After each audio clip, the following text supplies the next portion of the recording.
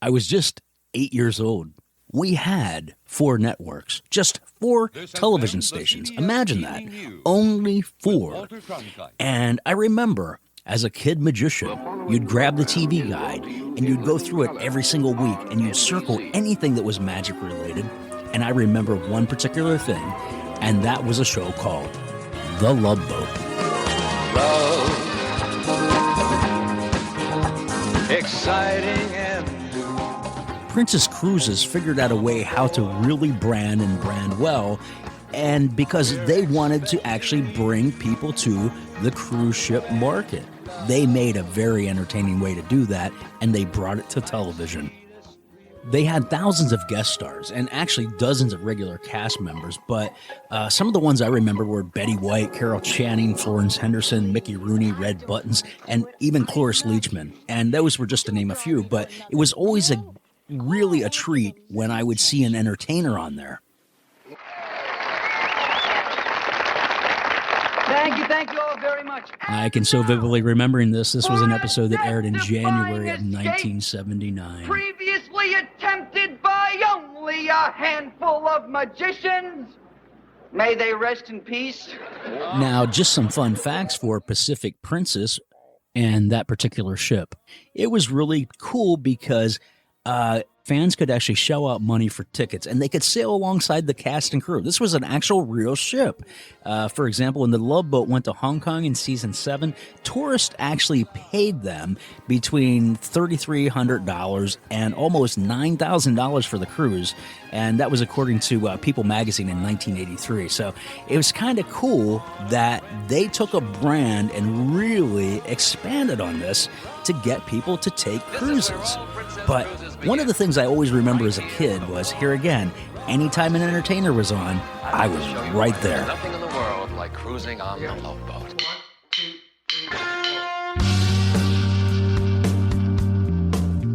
I'm your host, Billy Diamond, and welcome to another episode of Branding for Entertainers. So this just goes to show that a TV show like The Love Boat was able to actually formulate a brand or wrap their message around something very entertaining. And I want to encourage you because you need to do the same exact thing with your brand. It's about positioning it so that people buy into you or they want to buy into you. So Princess Cruises, they were fulfilling a need. They were trying to tell you, you know what, take a cruise, have a good time doing it. Well, today, my guest, Fred Becker, along with his wife, Bobbi, which, by the way, is a whole different story because it's kind of like a Love Boat episode because Fred actually met Bobbi on the high seas. She was a singer, he was a magician, and that's how they met. And they eventually got married. And you're in for a real treat today with this particular podcast because Fred shares his 35 years of experience as a cruise ship magician and Bobbi as a singer and how they combine forces and what they have in store for you. Take a listen.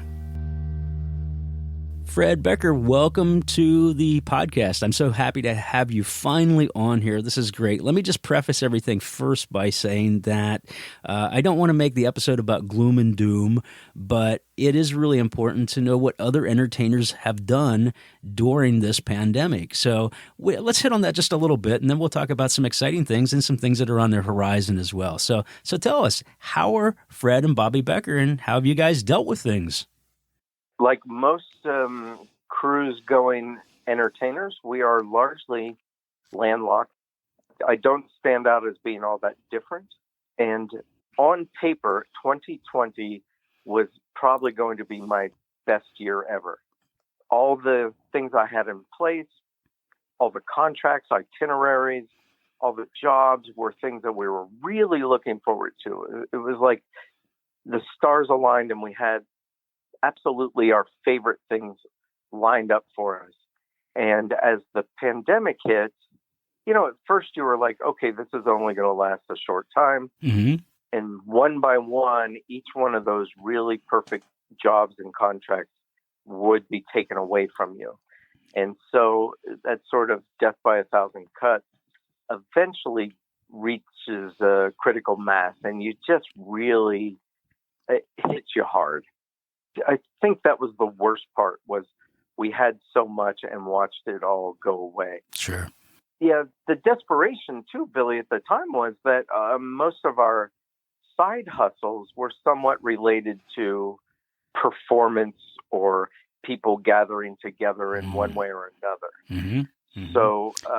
So even trying to diversify your income, or as you said, your side hustles, they still lined up with what you guys do, and that was kind of out of the picture.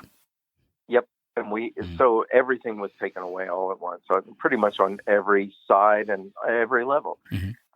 That part was tough. How did you decide at one point, we're just going to have to pull ourselves up by the bootstraps here, and we got to get it together. We got to get our heads straight. Right. I would say, actually, if there's one thing I did right in my career was I was always trying to figure out what retirement was going to look like. Okay. Sure. When there comes a time when maybe I'm not in demand on the cruise ships anymore. So that's a smart entertainer right there is what that is. Yeah. And I put a number of things in place for the day, many years, hopefully from now, where I would be able to still sustain life. And so it came a lot earlier. Not that I'm retired now, but right. All those things, all those mechanisms I put into place and investments, not that it's easy.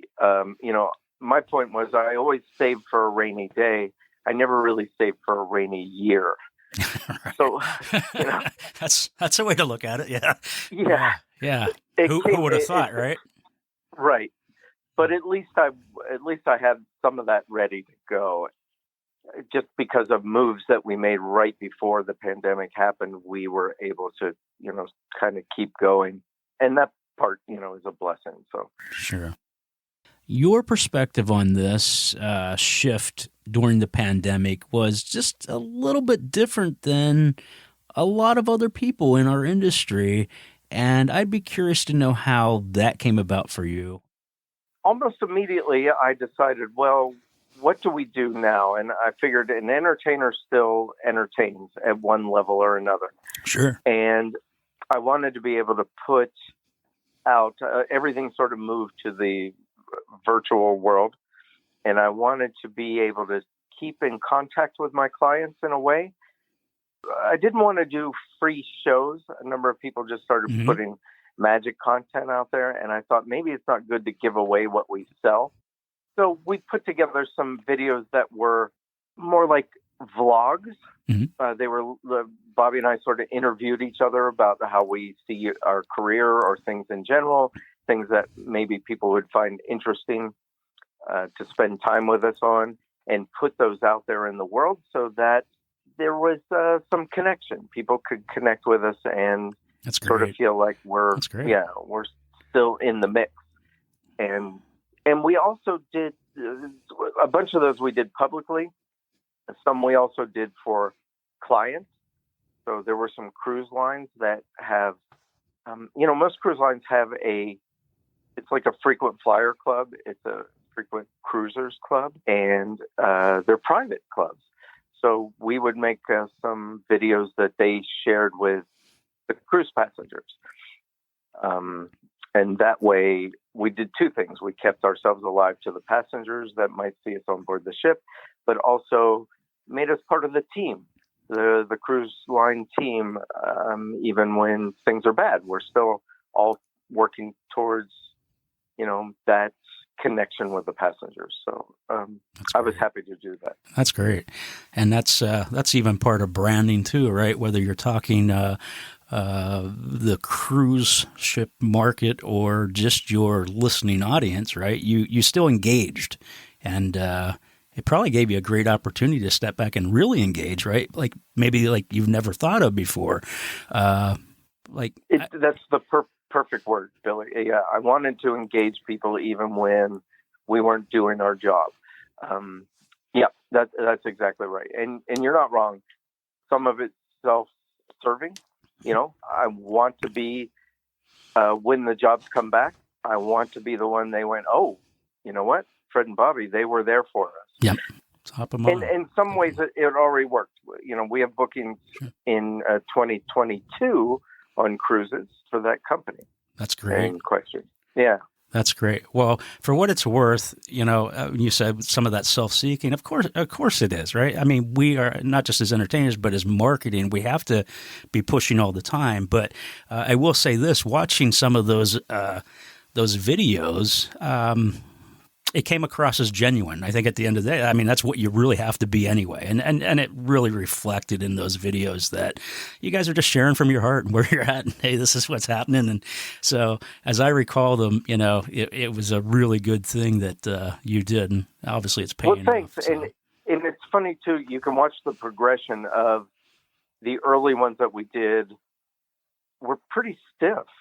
And the more we did them, the more you actually could see our personalities. Like if you were really there in person with us, then you would have got that experience. So, where the first ones, when you're just talking to a camera, it's kind of a weird experience. It's very difficult to kind of relax and let your hair down when that unblinking eye is staring at you the whole time. Isn't that just like a show, though? I mean, really, the more you do it, the better you get, exactly. The more comfortable you get, or the more you tweak it and you realize, hey, well, that didn't work, but let's do this. And yeah, that's cool. Yeah, very cool. Yeah, and that was sort of the way for me to ramp up to doing things in the virtual space. So I did create a little TV studio and, like a lot of other guys, was able to put together a pretty nice branded virtual show that I've done for some clients, and they seem to be rather successful. Good for you. Did you find, as far as obviously it's a branding podcast, did you find when you had to make the shift and you guys were landlocked or still landlocked, did you find you really had to shift? Obviously you had to shift markets, but did you have to shift as far as your brand? And maybe you did, maybe you didn't, but no, that's a great question, Billy. And I struggled with that. I decided that, we're branded as Becker Magic. That's our sort of title. And I decided that my brand has a certain quality level that's associated with it, right? Sure, yeah. And I did not want to go online doing Zoom shows unless I knew I could deliver something of that same quality. Otherwise, it's going to do me damage. Sure. So that's why I kind of moved very slowly. And I did things like those interviews where Bobby and I were talking about things rather than doing performances. But it got us used to being in front of the camera, we weren't actually live interacting, but it gave us that feeling of being able to communicate, to reach across the screen and talk to people. To me, it sounds like you stepped back and really took some time and put a lot of thinking or a lot of thought actually into the whole process. Oftentimes, if you're in, crisis mode, you don't think about, you just throw crap to the wall and see what sticks. And this is a really good lesson, and it's a lesson for me, and it's a lesson to the listeners. So go on. Yeah, I did take my time. I did a number of things where I would do an appearance and not a full show. I would do an appearance that I was not being paid for on a Zoom program of something, and got used to working in that environment until I really felt like I could put together a show that was what I felt like my live performances would do. Otherwise, I didn't want to enter the marketplace. I thought I'd do myself more damage than good. That's such a valuable lesson right there, even in branding, because you knew that you could possibly ruin your brand or you could enhance your brand. So what a great lesson, Fred. That is fantastic. So if I'm hearing you correctly, and I think I am, is even in spite of all the circumstances during COVID, you were able to transition, you were able to change, but you didn't just throw crap out there. You really stepped back and said, hey, I am a brand, and it's so important that I get this right. So you took the time to really think about it. So that's super cool. Let me ask you, what's next for you? Is that something you'd mind sharing with us? During this downtime, I think all of us have always said, oh, when I have time, I'll get to this. Sure. I really want to work on this when Yes. I have the time. Yes. Well, yeah, we've had the time. So I've been able to work on presentations and new ideas. The hard part is you get so far in and then you don't have anyone to try it out on.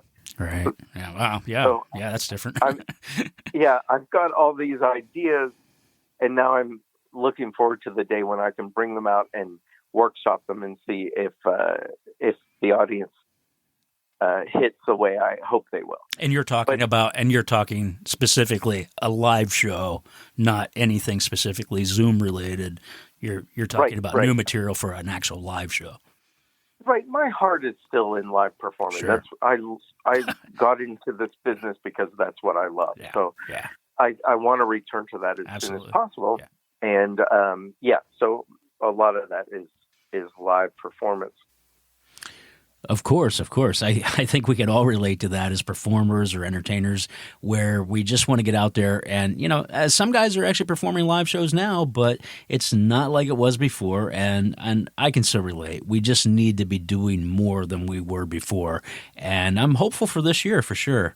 The vaccine, it's kind of rolling out kind of slowly. But let me ask you, so what is the state of the cruise ship industry at this point? Or is there any word on the streets as to what's going on with it? A lot of my people in my industry are they've been told, be prepared to go to work in, so many months from now. So I think we're looking at, a crack in the door where things are going to start opening up. For the better part of the past year, the entertainment offices have been closed. Mm-hmm. It's not that there was no one to book you, even if you could, because they had just furloughed all those people. They weren't there in the office.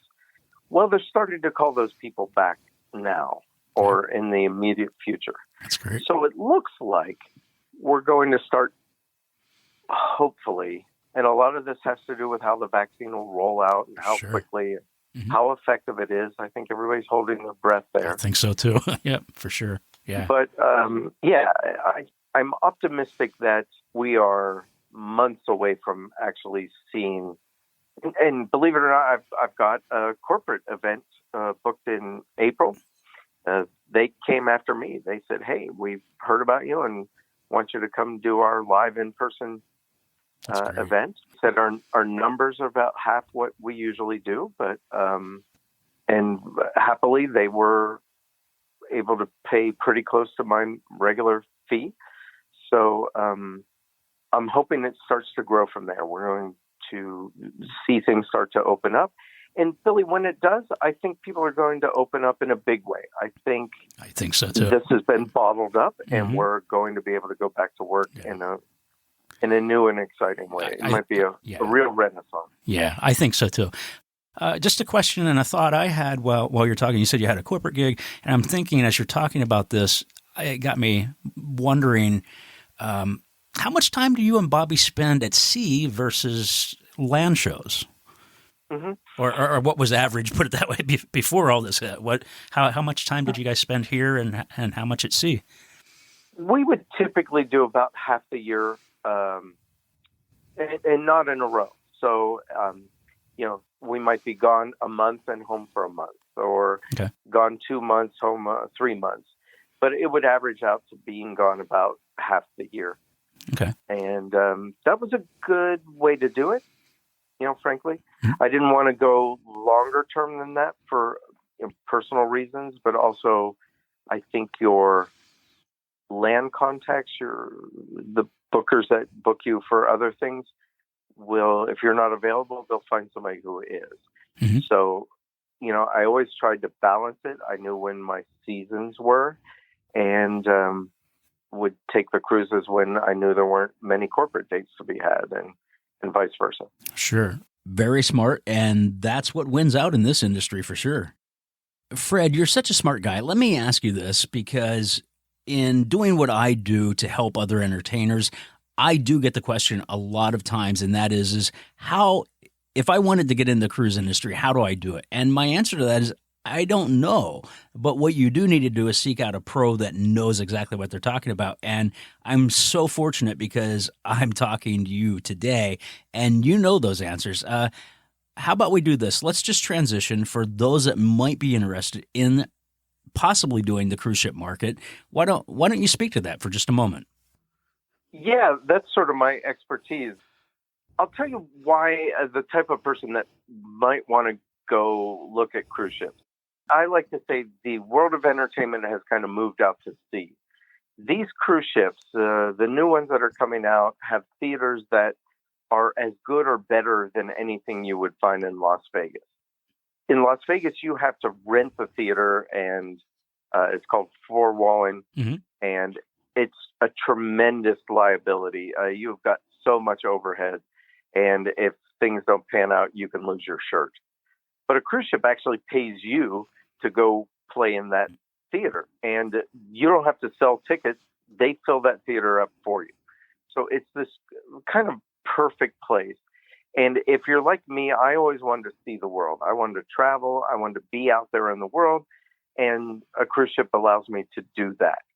So all of those things, I went into magic because I like theater. I like all the trappings of theater. I like a curtain that opens. I like the spotlight, the PA systems. All of that appeals to me. And I like that. That's why I do what I do. A cruise ship gives me all of that. So if the person listening to this says, yes, that's me, I like that too, I would warn you, though, that cruise ships are a very competitive market. There are more and more really top-of-the-line people trying to get booked on cruises when they come back. Obviously, we've been on this pause like everything else during COVID. There are new ships being built right now. They're going to be incredible. I would tell you that here's the honest truth is that if you take your shot at getting booked and they don't, they're very busy, the bookers and the agents. If they look at you and you didn't put your best foot forward, chances are they'll go, no, thank you. You're not going to get a second chance, right? Because immediately we already saw that guy. What else do you have? Sure. So I always caution people, make sure you know what you're doing before you try to enter the market, because there are too many pitfalls. I promise you, they make a decision really fast. And you really do have experience at this, not just with actually as a professional with you and Bobbi working the cruise ship industry, but you two have actually put together a phenomenal course for anybody that might be interested in possibly pursuing the cruise ship market. And I know that sounds so silly right now because we're saying, hey, there isn't any cruises happening, people aren't traveling, et cetera, et cetera. But I definitely have a different perspective on that. And that is, why not now? Why not pursue those things now? So can you talk about the course just a little bit, Fred? Because I think there are those people that have an interest, they just don't know how to get there. My wife and I have put together a program, a course. It's like an encyclopedia come to life. It's multimedia. We have essays, we have videos, we have interviews, we have worksheets.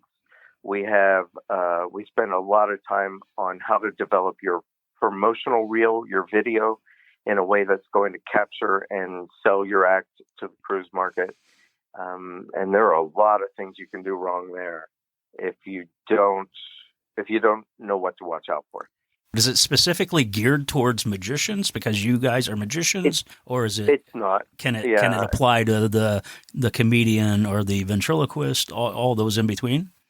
All of those, yeah. That's great. Yeah, we cast a pretty big net on that, and honestly, it turns out there are a lot of acts that have gone through our course, and it's improved their career in every area, because truth about creating compelling video or compelling marketing pieces for the cruise line is also equally valid in other markets. That's great. That's fantastic. Yeah. And what's kind of cool is you guys offer some free content and even a blog, and you try to help people figure out, is this a good fit? Is it something they want to do? So tell us, how do people find out about the course? The course is called Gigs on Ships. There's a gigsonships.com. The course itself sits at gigsonships.org because I separated the advertising from the actual course. If you're interested, feel free to take a look at it. What a fantastic resource. And I tweak it all the time. I'm always updating it and adding things to it because it's just my baby. You know, normally we do a big launch and we try and make people know about it. And we took time off during COVID because it seemed weird about selling Sure. a course on this. Seems a little inappropriate, right? Like, hey, let's sell everybody on the cruise ship market that nobody's doing anything with. I think when it does open up, you could be first in line if you have all these things ready to go whenever cruises. And we have a private group. So whenever I know that it's a private Facebook group. So whenever I get wind that, hey, people are starting to get booked now, I announce that to the entire group. Now's the time to act. Man, I know for me personally, I've had a couple of people over the years say to me, well, why don't you do cruise ships? I don't know, man. I think it's only for certain people, for sure. And I guess I kind of always felt like I knew my limits.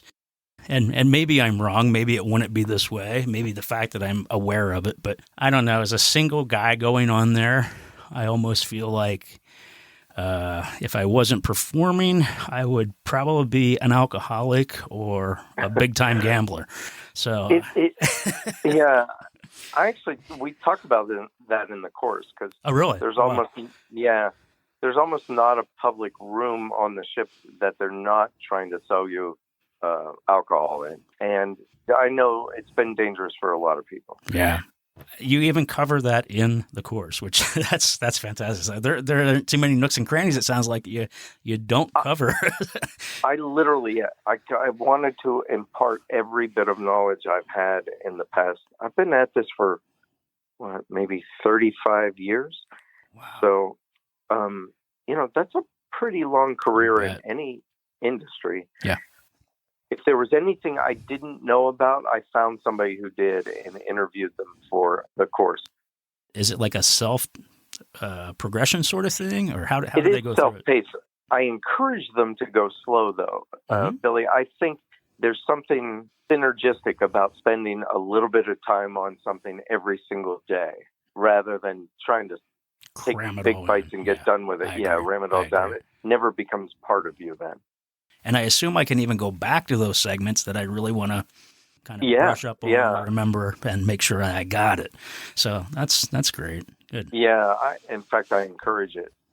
So here's what I know about a lot of entertainers. We're really good at masking things and saying, yep, we've done all this full time. But for me, it was the printing industry. I always kind of fell back on that. Was there anything in your career, aside from being a magician or an entertainer, that like maybe you have a special background or anything like that really contributes to what you do now? My background was in sort of television production. So I spent a good amount of time on how to create your promotional reel. I don't know that side of the industry, but any chance I get, I love sharing this story. And that's, years ago when I was doing one of my very first, not the very first, but one of the very first promo reels for an agent. I wanted to make sure I got it right.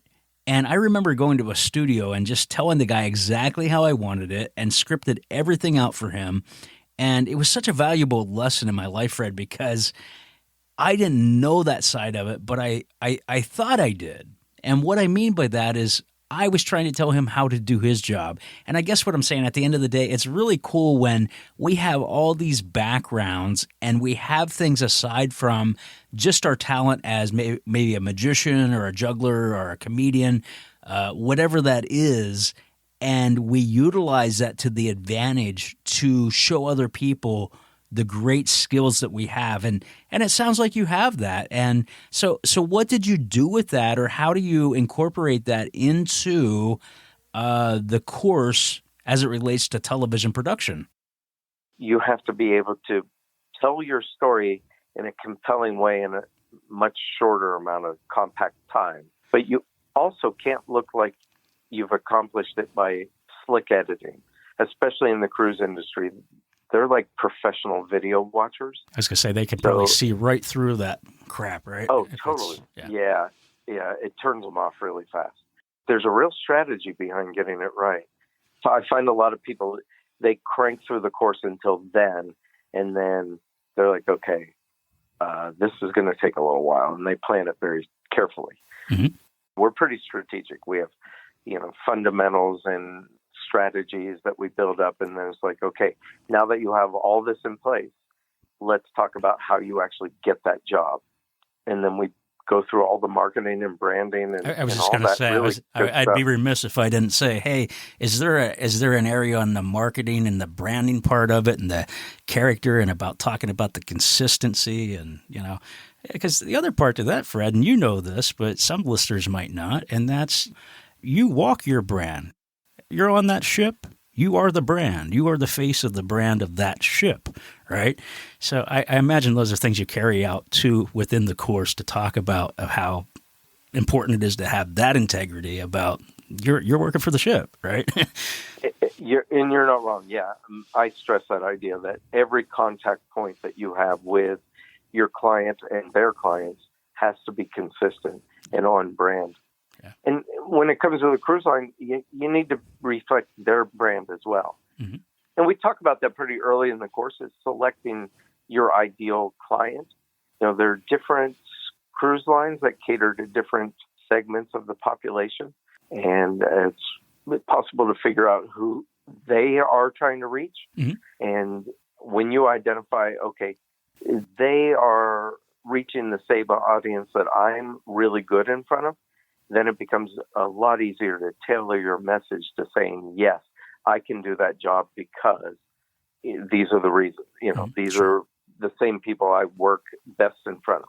But you're not wrong. You have to keep that consistent. It's got to look that way all the way through. Fred, I don't mean to cut you off, but let me just stop you just for a moment because I think this is really, really important. The cruise ship market is no different than any other market. When we think of markets, we think of just this generalized. But, what I'm getting from you as I'm hearing everything that you have to say is there is no one size fits all, even in the cruise market. I mean, you may have, and I'm going way out on a limb here, but you might have a gay cruise, or you might have a Christian gospel cruise, or you might have a really segmented cruise that is really your market. And that's kind of cool to think about too, because it's not just this one size fits all cruise ship market. And I believe that's the same thing even when we think about ourselves as people. We're not just people, we're performers, and it really has to line up with what we do and what we believe in. And even more importantly, what we're good at. Can you steer us down that path a little bit? I always look at what we do as a service. I'm providing a service for somebody, mm-hmm. and it's up to me to provide the very best service humanly possible. And the only way I do that is becoming so good at that situation that I'm no longer thinking about myself or the mechanics of a performance. I am completely focused on the members of audience watching. All my attention's on that. Everything that I am doing physically is second nature. Because it's just that down pat. So as I hear you mention the word service and what you do as a service, I think that's so important that I think we tend to forget about. We just, a lot of times we just want to go do the show and that's it. But service is really also a perception. Can you talk about that for a little bit in your experience? I'll tell you why else I have had a career in cruise ships is because there's sort of an institutional memory. If I go onto the cruise ship and I do a really good job for them, they're going to hire me back. I don't have to constantly hustle up a new client every time that show's over. I've got a client that's going to use me for years on end, and they have a fleet of theaters of ships that I have the possibility of working in. That's great. And that's, again, where I can get some of that flight time is I know I will have long-time continuous opportunities to serve that client, which sometimes if you're always hustling up new gigs, you kind of have to take what you get. And maybe that's why you don't get the flight time exclusively in one market. Mm-hmm. So, that was a career choice. I knew here's a target where maybe I'll never become famous out there at sea, but I never really cared that much for that. I just wanted to be able to do my show. And along the way, I found out, you know what? My real job is providing a service, entertainment. The cruise line has entrusted those people in my hands for at least an hour, and it's up to me to make sure that I've done a good enough job to entertain those people during that time. For sure. Great stuff, Fred. Very great stuff. Thank you so much for being on the podcast. I really appreciate it. I know my listeners are going to get so much out of it, and I just want to close by saying again, man, wow, you and Bobbi have your chops when it comes to the cruise ship market. You have the course. If anyone is interested in looking into that or even remotely think you're interested in that, I encourage you to go check out Fred and Bobbi's course, Gigs on Ships, and you can find that at gigsonships.com. And if you roll over to that site, you might get a better feel if it's something that you want to possibly pursue as a market, and you'll also be able to kind of test some things. And what I mean by that is he has some free stuff over there you can kind of grab and get, and you're going to learn from one of the greatest in the business. So thank you again, Fred. My deep pleasure, Billy. You and I have been trying to connect like this for 4 or 6 months or something like that. Yeah, something crazy. Yeah, we sure have. And we finally got it down. We finally did. So thank you once again, sir. I really appreciate your time. Listen, folks, once again, you'll be able to find everything that you need to know about Fred and Bobbi in the episode notes. So be sure to go over there and click some links, check out some things, and I think you're going to be really excited. So again, Fred, thank you so much. And that is it for this episode of the Branding for Entertainers podcast. Hey, until next time, have a great day.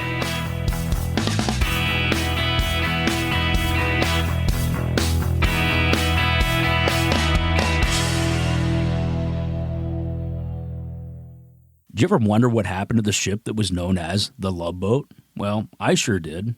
And here's what I found out. It actually sailed for Princess Cruises from 1975 until 2002. Well, it had changed hands a couple of times, and the vessel actually last sailed for a Spanish-based company called Quail Cruises. Now, here's the sad part about this whole thing. One of the most famous cruise ships of the modern era, which we know as the former Pacific Princess, or better known as the Love Boat, well, it made its final voyage to a scrapyard in Turkey and has never been seen again.